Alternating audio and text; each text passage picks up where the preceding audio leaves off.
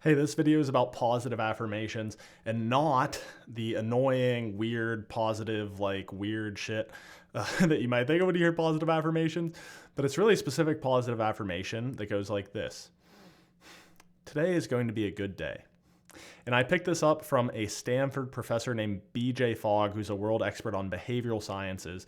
He calls it the Maui Habit. In this video, I'm going to explain how to use it and why it's important and how it works. So let's check it out. Now, as I said, this is, I believe, a more effective and more reasonable approach to positive affirmations, because I was joking in the beginning of the video, I don't want to be too negative about them. And certainly if that style of positive thinking or, staying in the mirror and saying you're great and I'm happy or whatever, I don't want to belittle that. I'm a big believer in the psychologist William James. He said, what's true is what works. So whatever works for you, if that works, that's incredible. You should do it. But I think a lot of people get sort of like, this feels weird, or I don't want to just be like doing that. And so this is a simpler, fairly scientific way. Granted, they haven't done specific experiments on this protocol, but I think it's pretty well supported. A little thing you can do to start the day to help you be happier. So let's start with how this works, right? So we have, for a little background, BJ Fogg. He's an expert on behavioral sciences from Stanford University, all about tiny habits. And he calls this the Maui Habit. And he says, and by the way, if you're wondering why he calls it the Maui Habit, I don't know. I've just heard it on enough podcasts and seen him reference it, and I did one of his programs. So maybe you can check that out on Google and let me know. But he says, when you get out of bed in the morning, when you get up, the moment your feet hit the floor, you will say, today is going to be a great day. And maybe you smile like I did while you do that, if you can manage it. And he says, you try this for a little bit, and it's really, really weird how effective it is in making you have like a better experience and a better state of mind throughout the day. And as he explained that, I said, first of all, it's a really solid protocol because unlike other positive affirmations, maybe where you just say, I need to spend time, saying something in the mirror or doing whatever it is you're wanting to do. This one is very specific with a trigger and a short statement. It says, when my feet hit the floor in the morning, I will do X. And then you do it. And that's important because it's creating what is called a cue or a trigger for the behavior. So the reason that a lot of times we don't stick with behaviors, maybe you said, I'm going to start doing positive affirmations every day or meditating every day. A lot of times what happens is you don't stick to it because there is no set trigger or set cue. It's not like going to work where it's like I start at 9 a.m. every day, or, getting hungry where you eat lunch. Like I get hungry around 12 every day. There has to be something that triggers or cues the behavior. So this is really nice in that it has a very clear one of those, and it's simple and short so you can easily implement it into your daily life. But now let's talk about some of why I think this is effective. And there's two pieces here. The first is something called the reticular activating system. And you may also think of it as priming. I've heard it talked about both ways.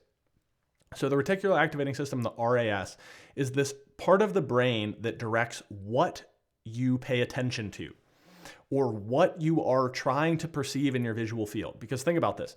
If you were to just look around wherever you are right now and try to find everything that's blue, right? I just noticed this little flag over here, this little blue square for my Zoom icon, this whatever that thing is, I don't even know what it is, that painting over there. I just immediately saw these things that are blue. Whereas before that, I was just talking to the video, wasn't really something that registered. So if you've ever had this example of you're looking at a specific type of clothing or a certain type of car, or you just get a new piece of clothing and you start to see it everywhere, that has to do with your reticular activating system. So it's basically that when we set an intention to look for something, the brain tends to search for that. The brain is essentially a pattern recognition machine. So where this comes in is when we kind of prime ourselves to look for something, you're more likely to see it. Well, what are we doing when we do this? Today is going to be a great day affirmation. You're essentially priming your RAS to look for information that supports that.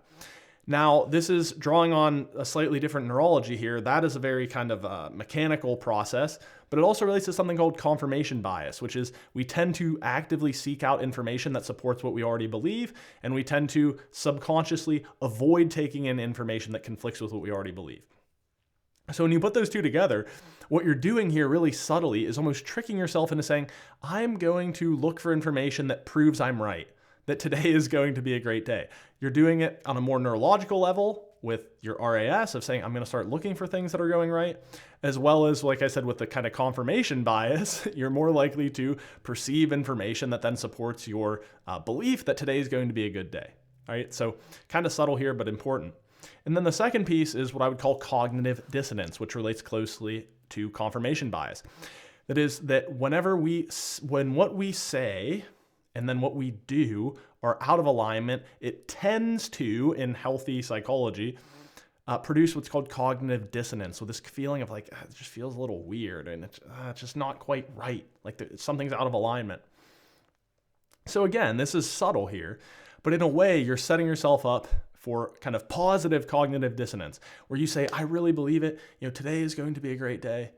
And then later in the day, if you're kind of letting on, you're feeling a little low or your things are, you might start to have a little bit of dissonance. It's like, oh no, I need to be aligned with what I said and what I believe, which is that today is going to be a great day.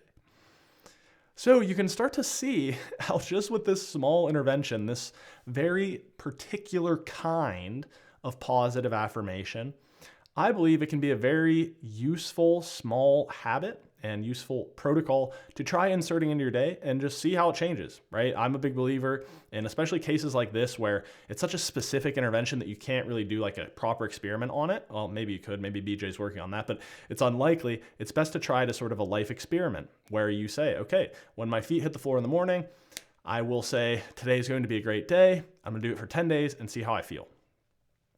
So again, I wanted to share a little bit of the science, I believe the concepts behind why this works. You now have the protocol. And again, BJ Fogg, really recommend you check out his resources. He does a lot of work on habits and behavior change. And everything he does is really grounded in a strong understanding of the scientific literature. So I hope you'll try it out. He calls it the Maui Habit. I call it a sort of, today is going to be a good day affirmation. I know I've said great day throughout this video and I just realized in the title I said good day, but go with great day. Why not? That is more exciting. So hope this video is helpful as always. There's tons of resources down there below, tools, resources, this living reference library as well that I've been calling the Happiness Encyclopedia. All that's right there. YouTube suggests that you should watch this video next. And I'll see you next time. This has been Jackson Kirchis, helping you with science-based tools to be happier in work and life.